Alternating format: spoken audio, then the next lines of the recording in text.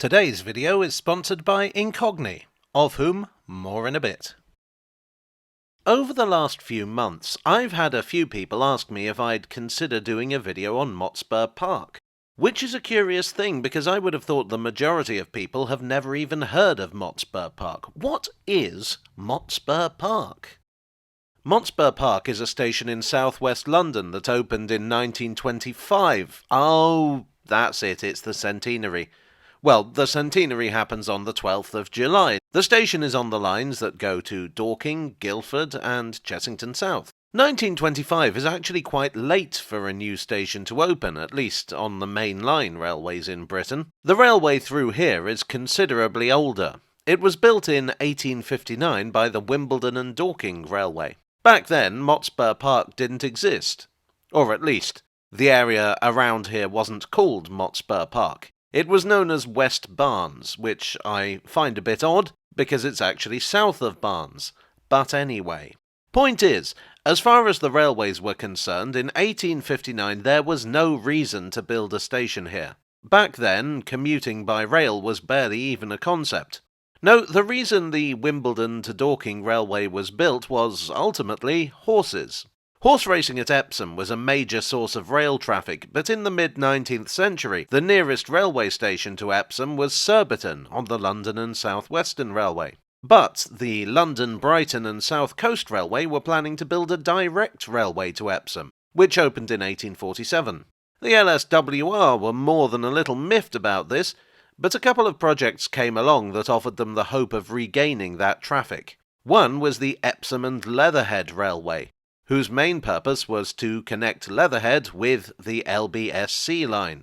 The other was the aforementioned Wimbledon and Dorking Railway, which aimed to connect the Epsom and Leatherhead Railway with the LSWR line. The LSWR was strongly in favour of both these schemes. Not only would it give them their access to the precious race traffic, but it would provide a faster route from London to Epsom than the LBSC had. Both the Epsom and Leatherhead and the Wimbledon and Dorking opened in 1859. Neither company owned their own trains. The idea all along had been to let the LSWR work them. The purpose of the line was speed, so there were few stops along the way. There was only Old Malden and Worcester Park, and Ewell, now respectively just Worcester Park and Ewell West. In 1862, the LSWR bought the Wimbledon and Dorking Railway out. On the subject of letting someone else do the hard work, I think this is a good point to tell you about this video's sponsor, Incogni. Incogni takes the hard work out of maintaining your privacy online. See, these days, websites are always harvesting your data and selling it off to information brokers who can use it to build a profile on you, which can be used in all sorts of ways you probably wouldn't like. Targeted ads, monsieur? Perhaps some targeted spam emails? Or how would you like insurance providers knowing everything you do? Worse, websites can be subject to hacks and leaks. All it can take is one slip-up and your information is out there for who knows who to take advantage of through no fault of yours. I hope you like identity theft. You don't like identity theft, by the way. Fortunately, Incogni is here to save the day. See, legally, websites have to delete your information if you ask them, but how many websites do you visit every single day?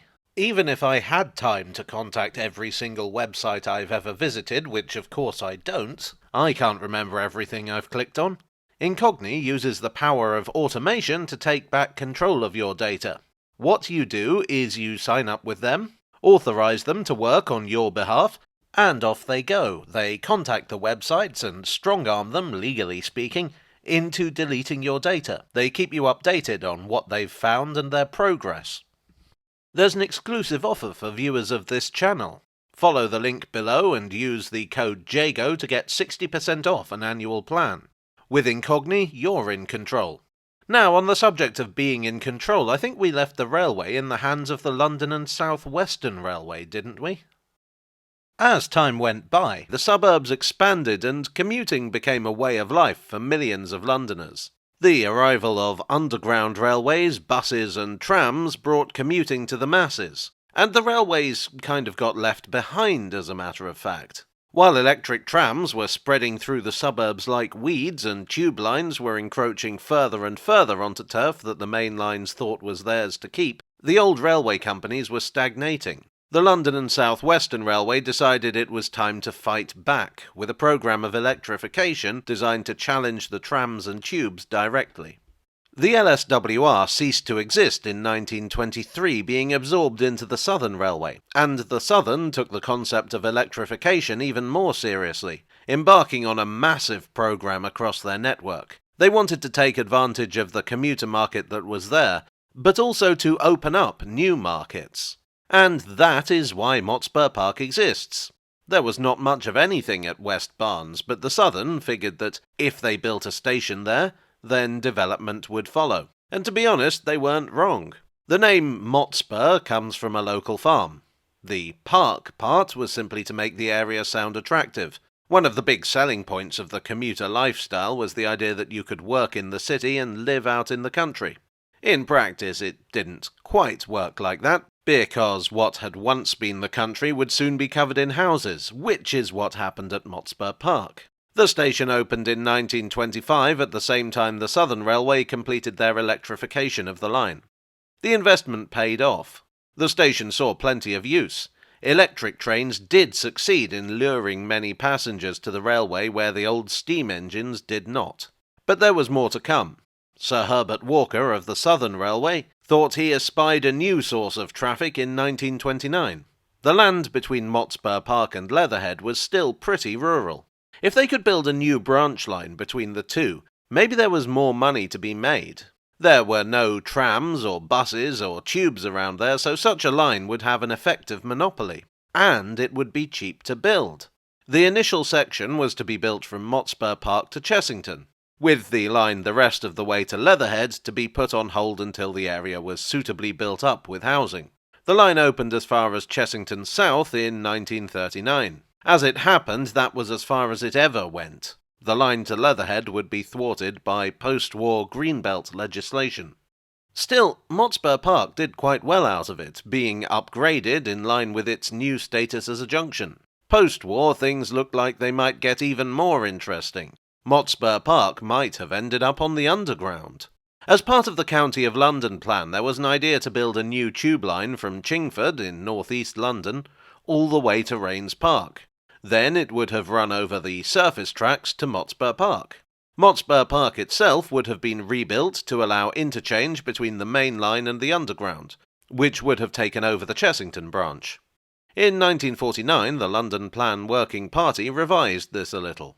The tube line would instead run from Kennington to South Wimbledon, with one branch heading to North Cheam and the other to Raynes Park. Once again, Motspur Park would have been an interchange. It's interesting to speculate how the station and its surrounding area would have been changed by all this.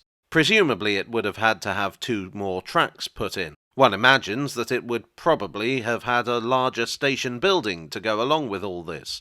Perhaps a Charles Holden-style tube station. But speculate is all we can do, because of course none of that happened.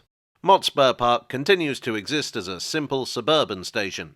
Now you may have gathered from all the footage here that I did not in fact film this recently. Most of it was actually filmed in early February, shortly after works were completed to make the station accessible. It now includes lift access. Formerly, passengers relied on this footbridge that is characterful, but it looks like an absolute nightmare if you have a pram and impossible in a wheelchair. The old Southern Railway buildings have been replaced with new ones, including a waiting room and a ticket office, but the original canopy is still in place. In some ways it's a shame to lose some Southern Railway architecture, but I suppose it's not like this was the Euston Arch. So, while it may not be the most distinguished station, Motspur Park is still evolving a century later. Happy birthday, Motspur Park. Here's to 100 more years. Well, I do hope you enjoyed today's video. If so, please consider leaving a like and pressing subscribe if you have not done so already. I would like to thank my donors on Ko-fi, on Patreon, and here on YouTube for your generous support. You are the weird footbridge to my island platform. Thanks also to Incogni for partnering with me once again. Check out the link in the description below to take advantage of their generous offer. And I will see you all again very soon. Cheerio.